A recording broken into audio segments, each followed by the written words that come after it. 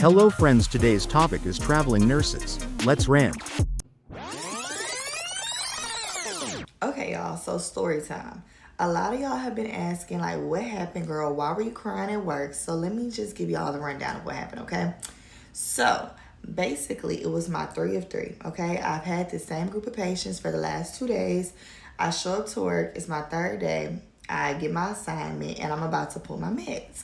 At this time, the charge nurse comes to me. She's like, hey, I'm going to have to switch the assignment because one of the nurses isn't able to have, like, rooms with precautions, like droplet, contact, or whatever. And I was like, why? She was like, oh, well, she's sick, and she feels that she can't breathe with a mask on. So my first question was like, well, why did she come to work?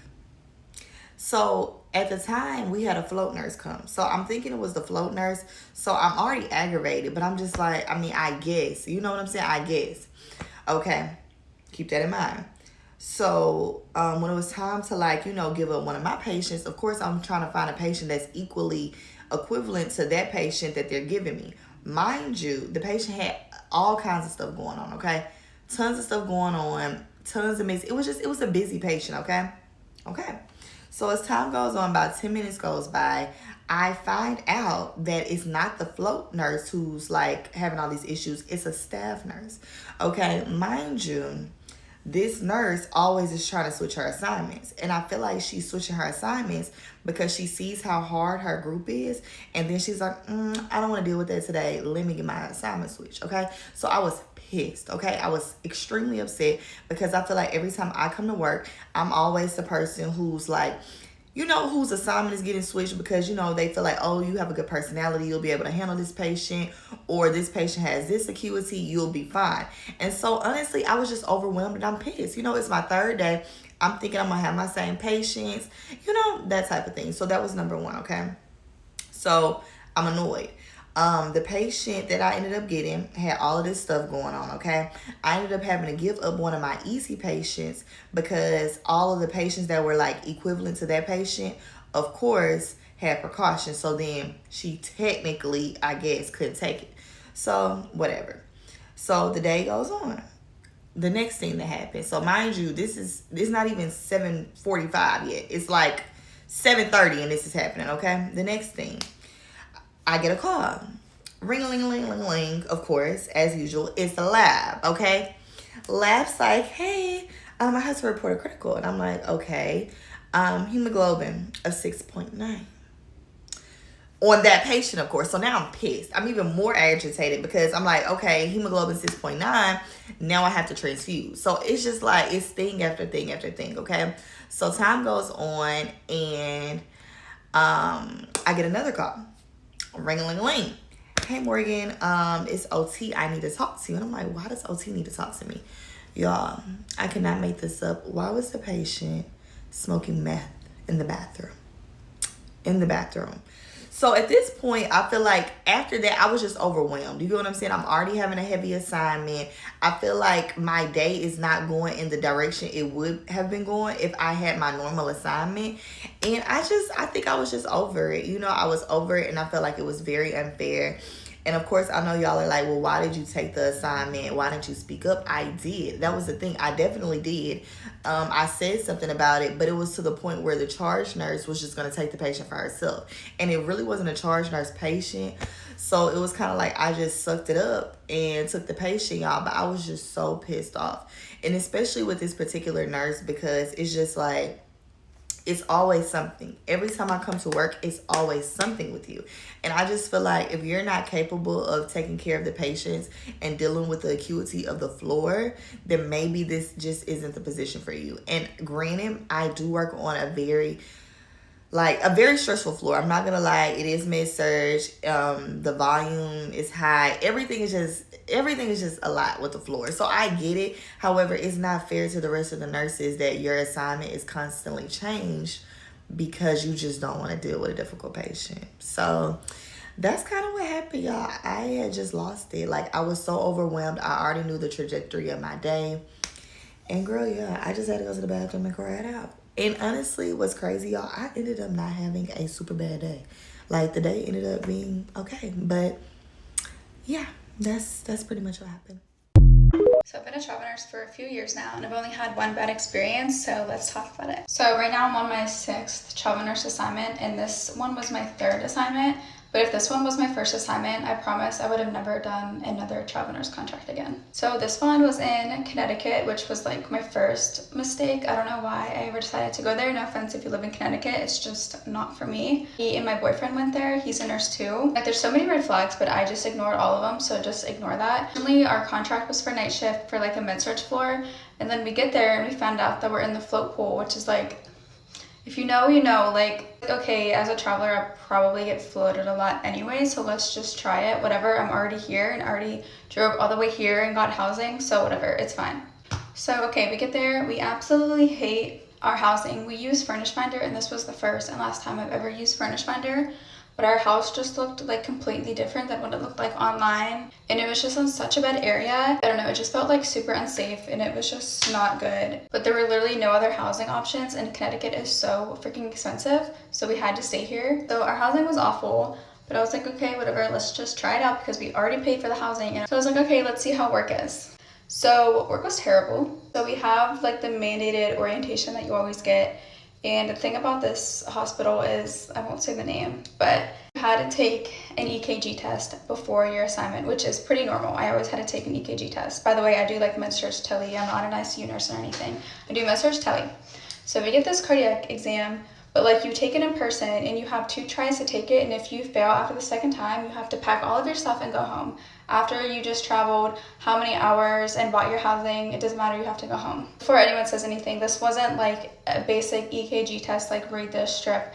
No, these questions were so hard. Like, I've never even seen them before, and they graded them so hard too. Like, me and my boyfriend, he's a nurse practitioner, we both failed the first time, and then we had to retake it and take the 2nd time, and we both passed. But like, looking back, like, I wish we would have just failed and went home. Right off the bat, you already get the vibe that it's not a traveler friendly hospital. Traveler friendly is kind of what we use to say like they treat the travelers basically like we're human beings. Basically, I just kind of felt like I was non-existent. I honestly cannot recall like one even conversation I had with anybody that works there, which is pretty sad because I was there for a few months. I can't tell you anyone's name because it was kind of just like I wasn't even there. It's fine. I wasn't there to make friends, so I'm like, okay, whatever, let's just keep it pushing. When you're a float nurse, obviously you get floated to a whole bunch of different floors, but what I didn't like about this one was I would be working 7P to 7A, and I would be on a floor from 7 to 11, and then get pulled from 11 to 3, and then get pulled somewhere else from 3 to 7 every single shift. So I just feel like I was always playing catch up. Like, I had 4 hours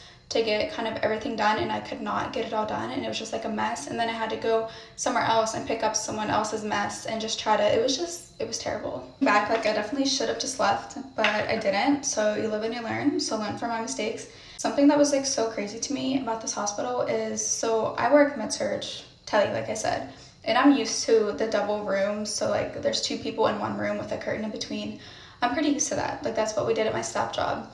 But bro, there would be 4 patients in one room. 4. Like, that's insane to me. Like, I would go into my patient's room and there's 3 other patients in there, like all separated with curtains. And like, I would go in someone's room and it's like, I can never get out because there's one person that's like, hey, while you're in here, I need this. And another person's like, hey, I need this. And it's like, I can never get anything done because there's so many people shouting at me when I go try to do one thing for my patient. It's just like so wild because I'll have a patient in restraints, like super confused with a alert oriented patient. And like, I would be so upset if I was that patient that was with it and had to share a room with someone that was like super incontinent and confused and trying to get out of bed. Like, that's so wild to me. Something that really pushed me over the edge was I would go to work and you don't find out until like 6:30 where you're at from like a little Zoom thing. And like, me and my boyfriend would be so anxious all the time before work because we're like, oh my gosh, like, I'm getting so heated right now. You know what was bad? When me and my boyfriend, we just felt like so anxious before every shift. Like, we would literally make ourselves sick because we were just like so nervous because we had no idea like what to expect. Like, that's how bad it was. So one shift, I'm like looking to see where I'm at, and I'm like, oh, I don't see my name. And then I see my name next to like a whole different hospital. I'm like, what even is this? Like, I called my recruiter, I called the manager, I'm like trying to refuse. I'm like, what even is this? I didn't know this was a thing. I don't even know where this hospital is. They're like, oh, well, you have to go, but we just like won't put you on it next time. So I have to like go to the hospital, take a shuttle to this other hospital.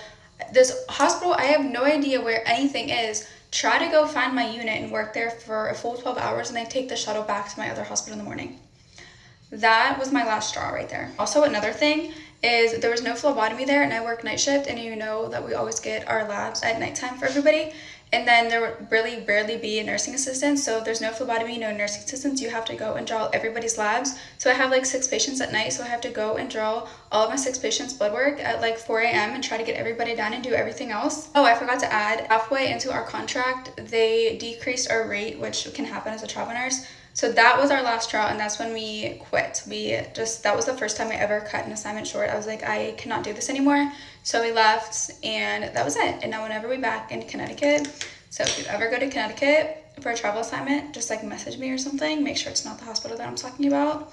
And good luck, because that was awful. But I still love travel nursing, and every other assignment I've ever taken was amazing. But there are some bad ones out there, so just be careful. Can I tell y'all about the time that I was receiving a report from this lady, right? Matter of fact, she was a traveling nurse, right? And I was receiving a report from her, and bro, when I say her breath stinks so bad, bro, it did not make no sense. Like,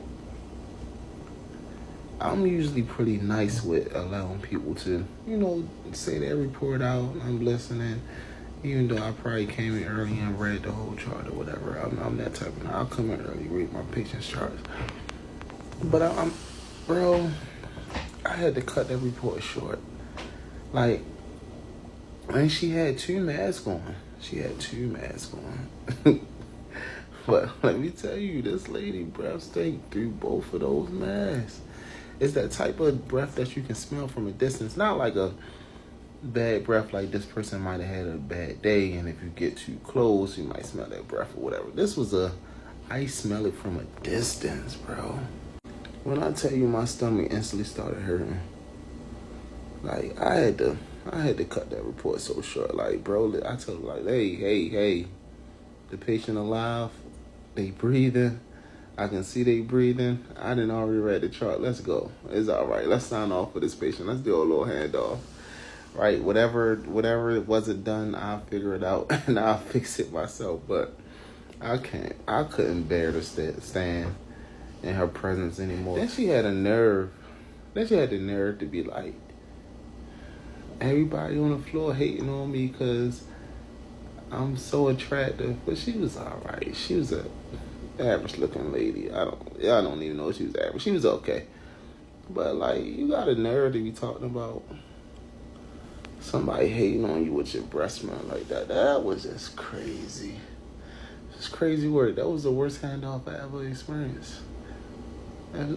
Ever. Seems like a tough job.